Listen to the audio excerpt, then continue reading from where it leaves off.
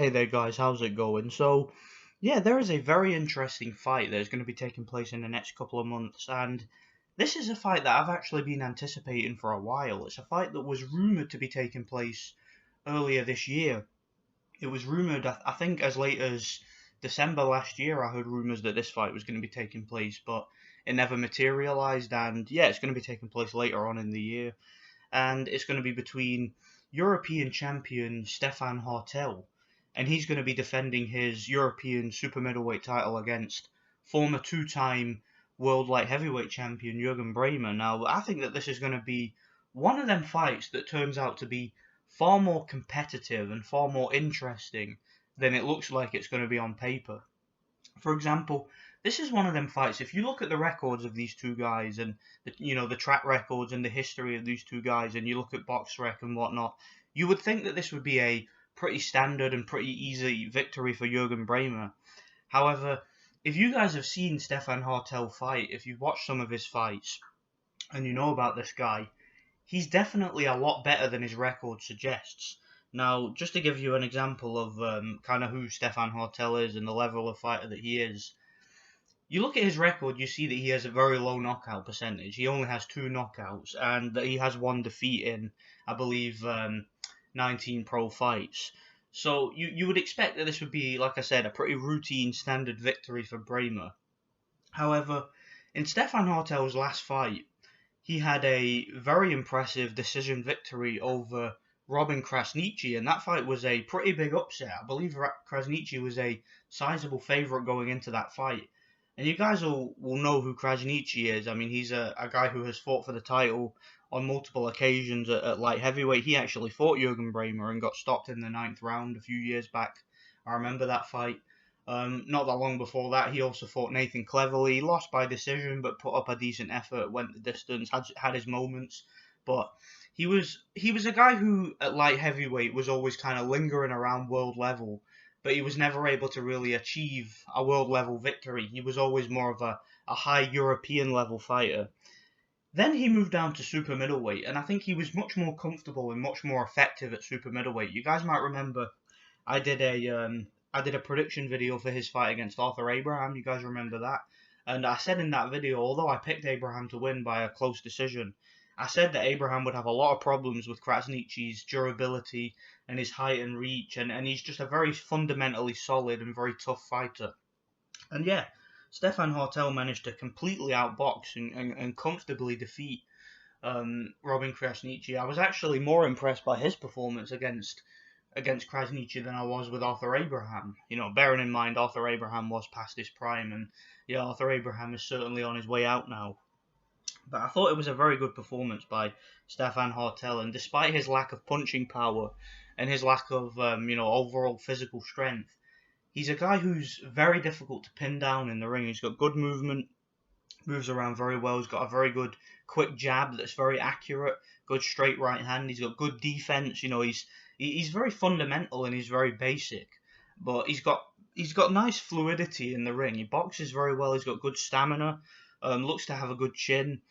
He only has 1 defeat, which was a split decision against an undefeated prospect. And yeah, that split decision defeat was obviously very close. I believe it was I believe, if I remember rightly, that was his first fight with a new promoter, because I believe he used to be with the Sauerlands and then he left the Sauerlands, and his first fight with the new promoter.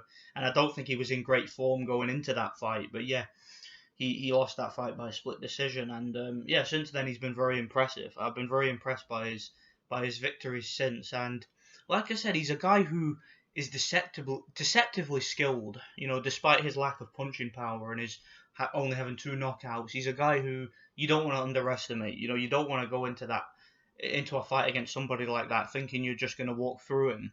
And my concerns for Juergen Braehmer, although he should win the fight based on his experience and based on his form, Juergen Braehmer's a guy who's unpredictable, very unpredictable. You know, it's been well known that outside of the ring he has had issues, and not only outside of the ring, but inside of the ring. You know, he's had some pretty disappointing performances. You know, you might remember his fight that he had with Nathan Cleverly back in 2016. You know, he he lost the fight to Nathan Cleverly in a fight where he really should have won, in my opinion. You know, he was winning the fight comfortably. He was handily outboxing, outlanding, outscoring Nathan Cleverly. However, midway through the fight, Juergen Braehmer quit. He quit with an arm injury, you know, on his stool. And I remember at the time the commentators, the crowd, everybody involved was shocked by what happened there. And yeah, that was a really disappointing performance. And he really did show a lack of ambition and a lack of motivation. He then came back after a year out and had a very good performance against Rob Brandt, who was undefeated at the time in the World Boxing Super Series.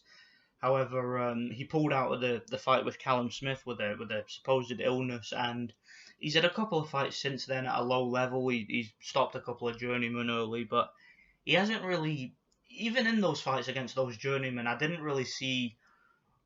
He didn't seem to have the reflexes or the speed that he's had in previous fights. You know, he definitely seems to me to be a fighter who's on the slide. I mean, he is 40 years old. He's I think approaching 41, but he's at least 40 years old. And yeah, by the time this fight happens, he'll be a bit older. And you know, it just seems to me like this fight could have come at the right time for Stefan Haertel. Now, I'm not saying that Stefan Haertel will definitely win the fight. Obviously, if you get a good performance out of Juergen Braehmer, obviously if Juergen Braehmer shows up motivated, if he shows up, you know, really determined to get that belt and, you know, looking to get another crack at world level, then I definitely favour him for the win because he's just more proven. You know, he's beaten world level fighters. You know, he's beaten guys like Robin Krasniqi. You know, he's beaten some real tough chinned opponents, guys like Alexei Koziemski. You know, he gave Rob Brandt an absolute schooling in that fight, and we know that Rob Brandt went on to win a world title against Ryota Murata after that. So Rob Brandt is a fairly decent fighter, good skills, you know, good power. He's fast, he's athletic. You know, he's a guy who on a good night can give you a really tough night. And yeah, Juergen Braehmer comfortably beat him. You know, he's obviously been in the ring with guys like Nathan Cleverly. You know, he's been a multiple-time world champion. He's had multiple defenses. I mean, he fought. I believe he won the European title before, which is the title they're going to be fighting now. He won that title before against Edward Guchnech in a great fight. I think I have that fight on my channel actually. And yeah, that was a really good performance and a really entertaining fight. And yeah, he beat him twice. And Juergen Braehmer to me he's shown his chin at world level. He's shown his power at a decent level. He's shown his technique. You know, he's very technically good. He's got good defense, and even when he does get hit, he's shown an excellent chin. In fact, I can't recall him ever having been knocked down in his career. And I've seen him take some pretty big shots. I remember he fought Enzo Macronelli, and he took some big shots off of him, and he didn't even flinch. He wasn't even phased. So Braehmer's got a good chin. He's a southpaw. He's obviously quite a good counter puncher, good at taking away the jab. He's got a real good ramrod right jab of his own. And his left hand is really devastating. You know, when he sets up that left hand from distance, you know, when he throws it straight. And he's also quite an underrated body puncher. He kind of reminds me of Lucien Boutte, you know, the way he whips that left uppercut to the body and that right hook to the body. And his last fight, I believe he knocked the guy out in the second round with a body shot. And I remember he did the same thing to Tony Avalan a few years back. He knocked him out with a body shot. So Juergen Braehmer is a very good fighter on a good night. But if he's going to be unmotivated, if his age gets the better of him, I would not be surprised by an upset here. I would not be surprised if Stefan Haertel was able to make Braehmer quit or was able to outpoint him. I wouldn't be surprised. But if I'm going to make a pick, like if you had a gun to my head telling me I had to pick somebody to win, I'll probably pick Juergen Braehmer by, I'd say, a competitive, close decision. Do I think he can stop Stefan Haertel? That really depends to me on the form that Braehmer's in. If Braehmer is in the type of form he was in when he fought Rob Brandt, then maybe he would have a chance. But if he's in the kind of form he was when he fought Nathan Cleverly, I don't see that happening. I think it would be a much tougher fight. So I'm going to go with Braehmer on points. You know, let me know what you guys think. Thanks for watching, and yeah, God bless.